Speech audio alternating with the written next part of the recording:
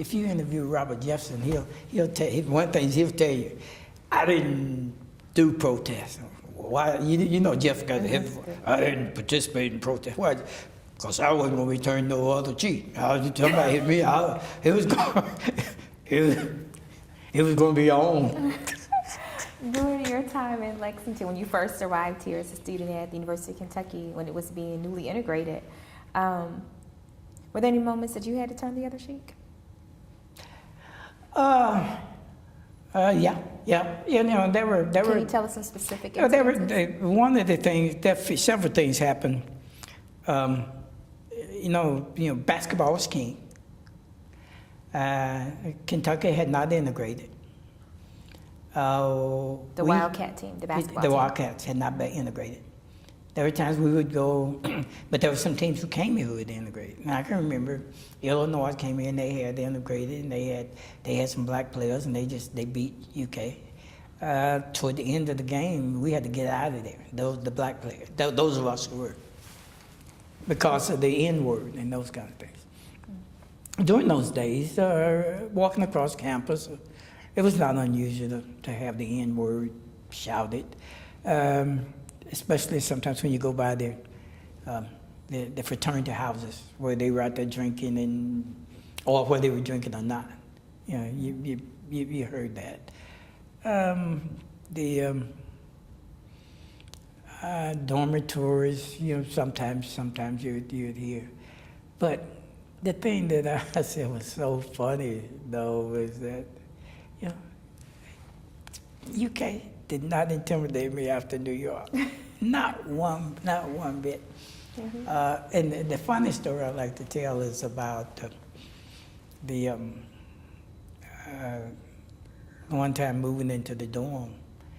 I intentionally moved in there first early in the day and put my clothes in, and I went out in the town. And when I came back,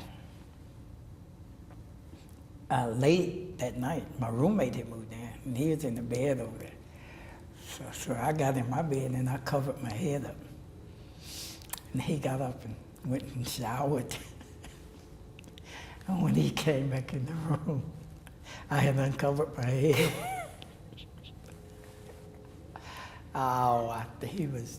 It was shock. It was shock. And he immediately proceeded to go and call his parents, and he wanted out of there.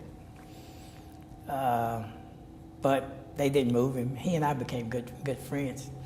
But what he didn't know is that when he was talking about moving, I was going to help him move, because when I grew up at home, there were 5 boys in one room. And for the first time in my life, I was going to have a room of my own. I was going to help Bill move.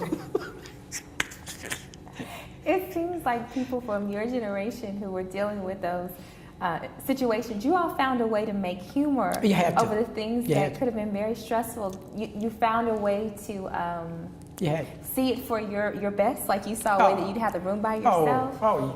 You had to.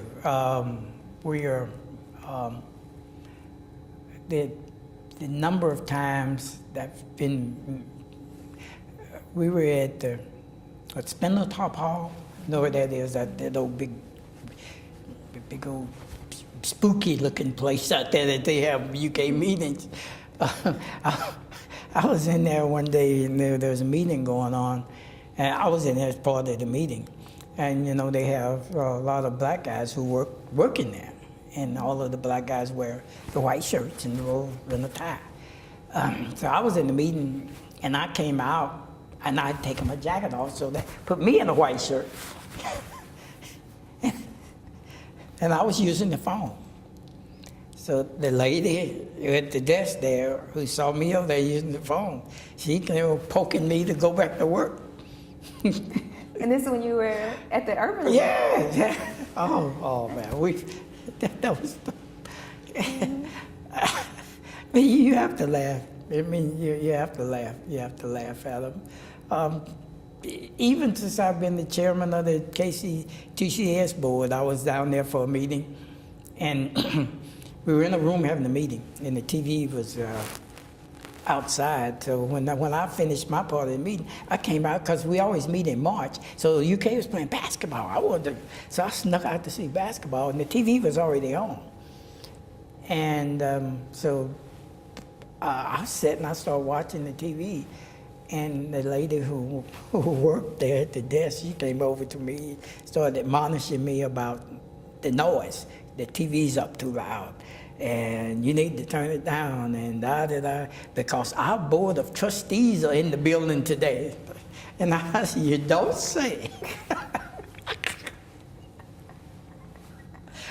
But, you know, the power or the perception of power just, it makes people do foolish things, and you